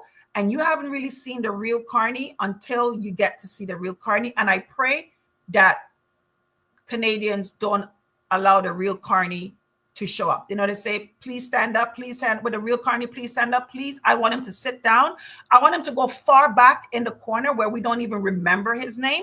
That's how far back I want him to go. Because so when the Parliament is prorogued, there's the caretaker provision. So even as a prime minister, you still are in care of that position if something happens, right? So let's say Parliament is prorogued and World War or something, catastrophic happen, right? You're still the caretaker of that role. So technically, Carney is a caretaker. He's not a prime minister. He's a caretaker, and no dig to caretakers that take care of our schools and buildings. I salute you. We do need you. But again, it shows you his role. He is taking care of something until it's time for it to open up. He is taking care of the building, so a caretaker takes care of until the time comes for the caretaker to step back and allow the real people or the real entities to now move forward. So he isn't a caretaker role. He's not the prime minister. But the Liberal Party and the mainstream media has slapped that on him to, again, give him this illusion so that we buy into him already being in that position. They want you to condition you to believe that he's already there. He's not. He is in a caretaker position of the role of prime minister based on the rules and the regulations of when Parliament is prorogued. It's called a caretaker. That is what he is right now. He's not our prime minister. He's a caretaker. I really want the real prime minister to be really. 100% agree. Like 100. It was like I was actually really surprised that he ended up stepping into it, but at the same time I wasn't. But what I am hoping, again, ladies and gentlemen, here are our four options. We've got Jagmeet Singh from left to right, NDP. We have Mark Carney, Liberal leader. We have Yves Francois Blanchette. He's the Bloc Québécois leader. And then we have Pierre Poilievre, who is the Conservative leader. And, as you know, everybody can look up on their websites and you can see what policies they're offering. And this is for our Canada family. This is what we have to offer. So we have to look at everything that they are offering and make a decision, but an informed decision. And look at, what aligns with you, your core values, all of those important things that we want to see. And then also look at the condition of the country today. Look at the condition of the country today. And then make move with an informed decision. And I think that's the best thing to do, if in fact you choose to vote. Let's put Canada first, right? Because at the end of the day, we live here.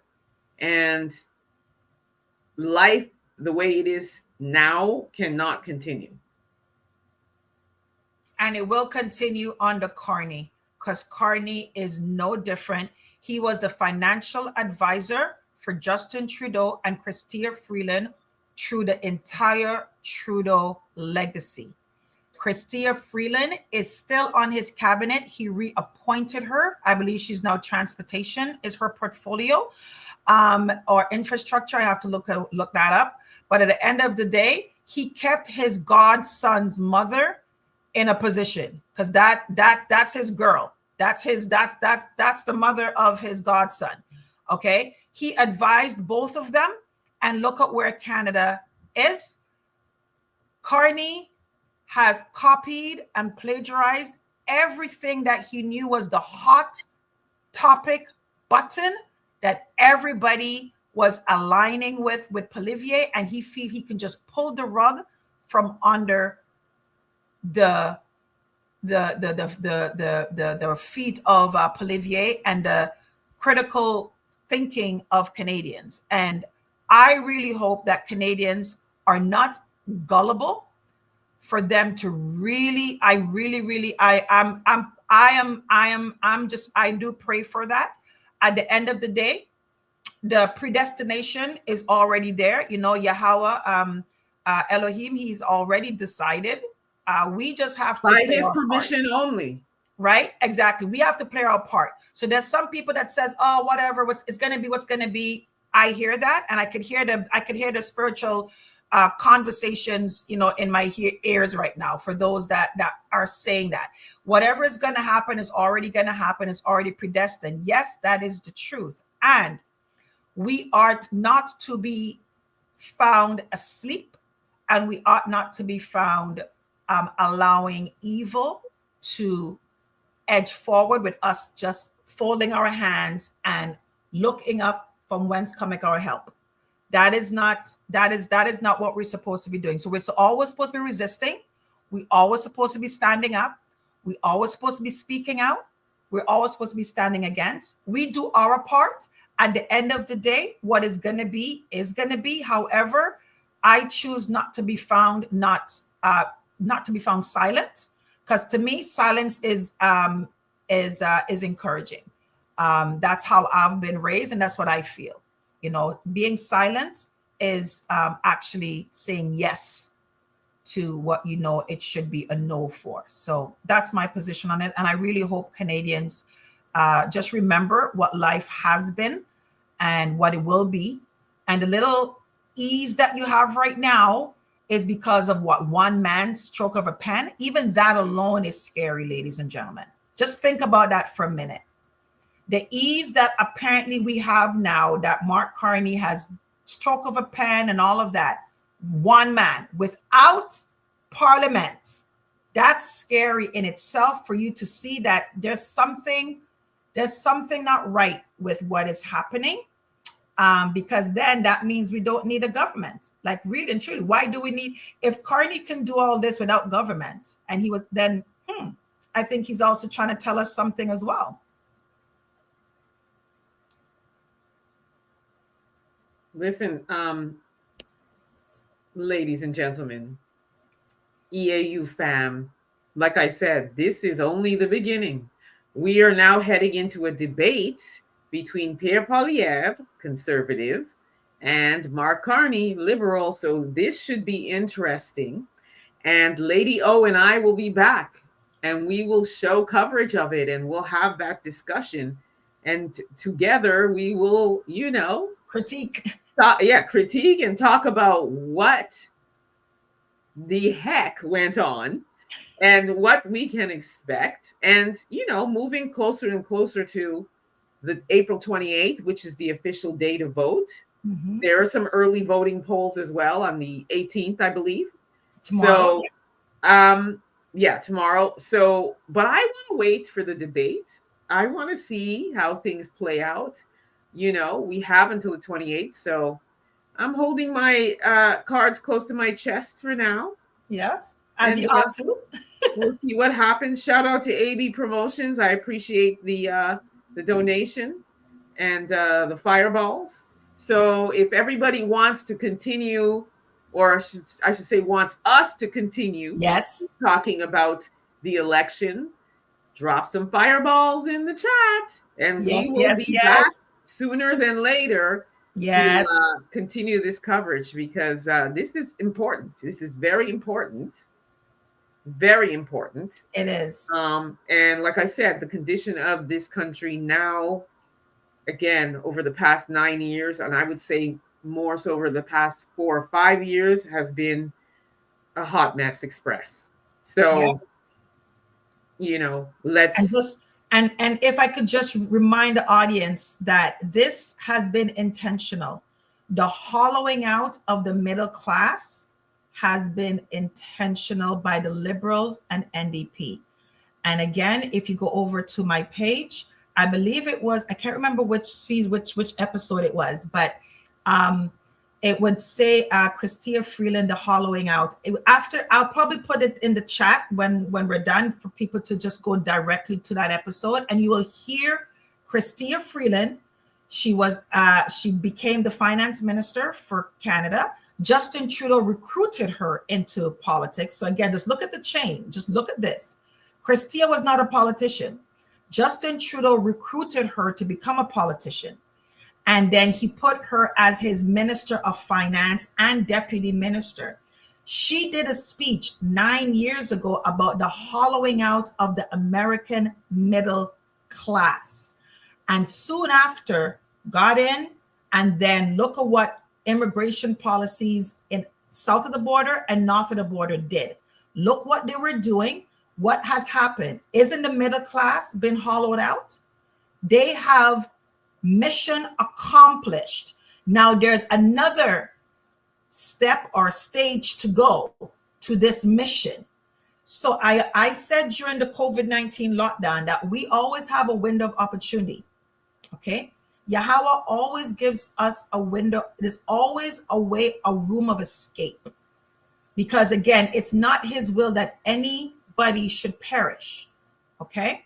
Now, we do not put our trust in man. I totally get that. Just trust me. I that's me as well.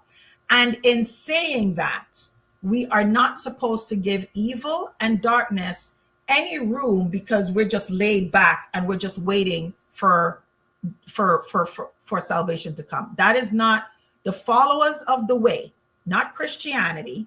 The followers of the way were not people, even though they knew of the end time, that they just sit back. Look at again, I'm not going to go spiritual and back and forth, but look at the Bible. Those disciples that knew that there was an end time, those disciples that knew that, did you see them just sitting back and just chilling and say, you know what? I don't need to lift a finger because scripture already say it's done, it's written. We know that there's going to be a number, who's going to be raptured up. Did you see the disciples? They just sit back and just allow it to happen because they already know the end time. So come on, ladies and gentlemen. That's why I say I respect Miss Pastor Gino Jennings. But this is why I say I look at the receipts of those before us, and they did not sit back and say, we already know what the end is going to be, so why bother? They didn't do that. So then I don't believe that is a recipe that I should be adopting as well. So just look at what Mark Carney, Chrystia Freeland, and Justin Trudeau has been able to do with the hollowing out of the American middle class. And that is what Donald Trump saw. And he said, enough. Now it's time for us to also say enough. And then we have a united North America who is now aware of what's happening. Listen, the end times is still going to be the end times. Salvation is still going to be salvation. The rapture is still going to come. Only the few is going to be chosen. All of that is going to come to pass. And while that is happening, for me, I believe this is given time for our young people to have some time to have a space of awakening. So that's what I also see this spiritually as for me, is that we are given, as we put men and women of integrity in position of power, we're also buying time for our children and our children's children and those who are not awakened to the truth to have some time to get aware to the truth. Because remember, the liberals are also cracking down on free speech and cracking down on what we can say on the internet. And that's also what Pierre Poilievre is going to retract. Right? There's certain things like right now we're free for YouTube, but remember when YouTube was striking and saying there's certain contents we couldn't talk about, right? So soon and very they soon, still do, but soon and very soon, Sister Emma, soon and very soon, the spiritual content is also going to be stricken.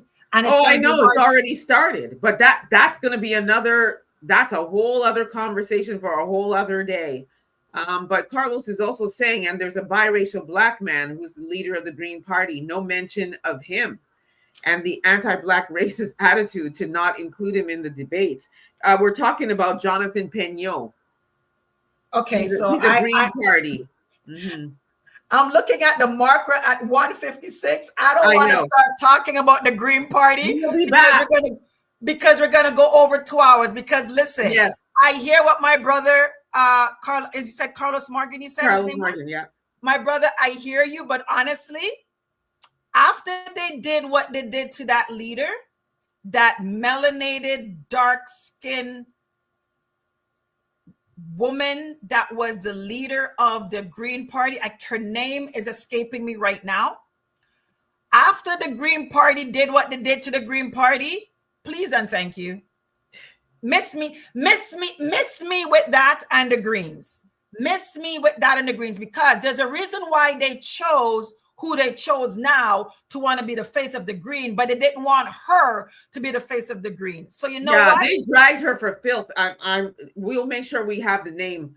But also the Green Party, they haven't made it past 2%. So I mean, anyway, listen, ladies and gentlemen, we can go on for hours. We're going to be back. There have been fireballs dropped in the chat. So that means the majority vote says more on the Canada election. So Lady O and I will be back again. Just stay tuned. Don't forget to like, subscribe, share, hit that notification bell, subscribe to Lady O's channel as well, and look out for the promo for our next one and what the topic will be. It will likely be around the debate, but we'll also talk about, we'll get into more depth of what each political candidate is offering. So we can really talk to that. I found her name. I was like, it's bugging me. Anime Paul. Oh, Anime Paul. That's right. Yeah. That's her name. Anime Paul. Yes. Yes, because I was like, it was bugging me. I'm like, listen, I can't end this live without forgetting my sister's name, Anime Paul. After the Green Party did what they did with her, miss me with that. I'm good with him. I'm good with him not being able to talk. Like I said, we're going to talk about this more because, again, we're just getting into it, really getting into it. And Miss Killgamer said, thank you, ladies. We need more. We will be back. And by the way, this won't be the only topic. We're talking about elections because we're in that. But we're going to have way more topics to talk about. Lady O will be my guest co-host. We're going to have Carlos Morgan as a guest co-host. We're going to be talking about, yes. Yes, we're going to be talking about some other really, really, really pressing hot topics. Thank you so much, Judah the Hebrew, Deuteronomy 17:15. Oh, Elder Judah the Hebrew is in the chat. Yes. Hey, Judah the Hebrew, welcome. Hey, let's get on a live stream too, Judah the Hebrew. Let's talk. Carlos says he agrees with you, Lady O. He said he agrees about the hollowing out of middle class. But again, we're not trying to be on here for 5 hours. So we'll be back. Majority has voted. Judah the Hebrew. Blessings. Thank you for joining. Sister, before you go, what was the passage that Elder Judah was wanting? Deuteronomy 17:15. Deuteronomy. Yeah, Deuteronomy. Okay, let me go to that. Deuteronomy 17 and 15. Yes. And it says, thou shalt in any wise set him king over thee, whom the Lord or who Yahweh thy Elohim shall choose. One from among thy brethren shalt thou set king over thee.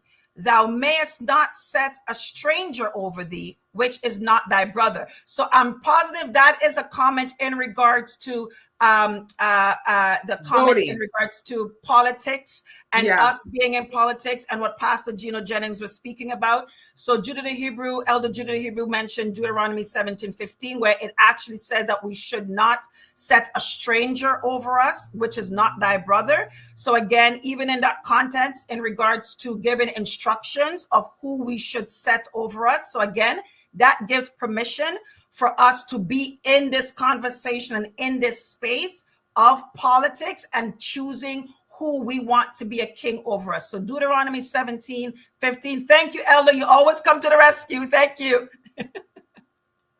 Well, hey, listen, that would be a lovely conversation to have too. Yes. Let's have a scriptural conversation. Okay.